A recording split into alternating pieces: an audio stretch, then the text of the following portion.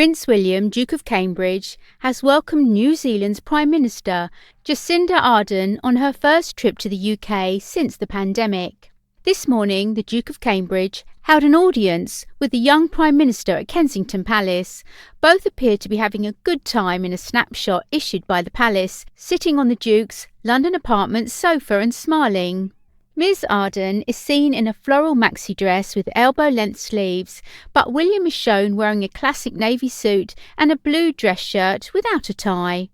The Prime Minister has previously expressed admiration for Queen Elizabeth II, who is New Zealand's official head of state. Media outlet Stuff quoted her saying, "When it comes to Her Majesty, I channel the exact same sentiment that you have heard in New Zealand during the Jubilee celebrations, such admiration for her decades of service to New Zealand in particular. I can tell you from the engagements that I've been privileged to have with Her Majesty, her affection for New Zealand is very, very genuine, and it's very much appreciated." Ms Ardern travelled to London on Friday for talks with Prime Minister Boris Johnson, with trade and the war in Ukraine dominating the agenda on her first visit to the UK since the pandemic began.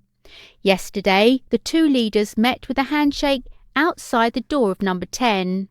Ms Ardern attended the meeting wearing a dress that was almost identical to one worn by the Duchess of Cambridge during the royal tour of India in 2016.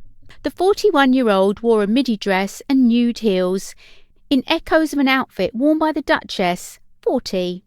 She even channeled the royal, who is Prince William's wife, by wearing her brunette locks in a bouncy blow-dry.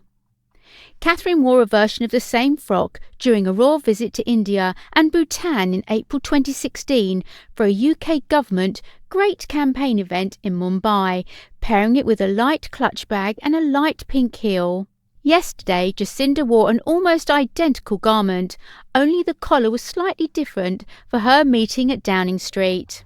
After the meeting on Friday, Mr Johnson mentioned that it was her first trip since the two countries inked a new free trade deal back in February.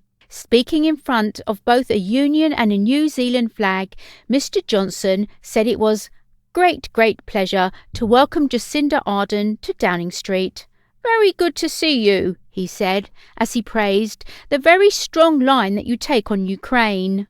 Ms Ardern responded, "Thank you so much for the opportunity to meet you." She said it was an incredibly important milestone for us in New Zealand and that she was able to visit Europe and signified we are open for business, for trade, for tourism. During the pandemic, New Zealand took a strict elimination approach with tighter border controls and lockdowns while a vaccine became available. The country has now moved to a mitigation approach and has reopened borders.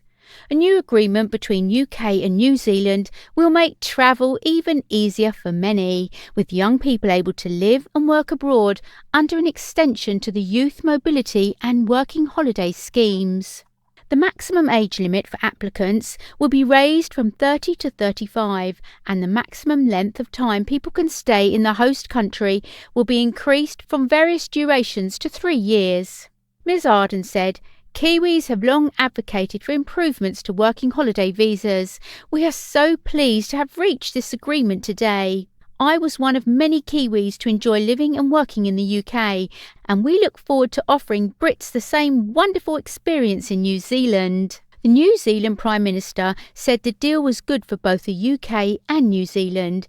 She said she would also discuss the situation in Ukraine with Mr Johnson, telling the Prime Minister it was a good opportunity to discuss the way the two countries have responded to the war.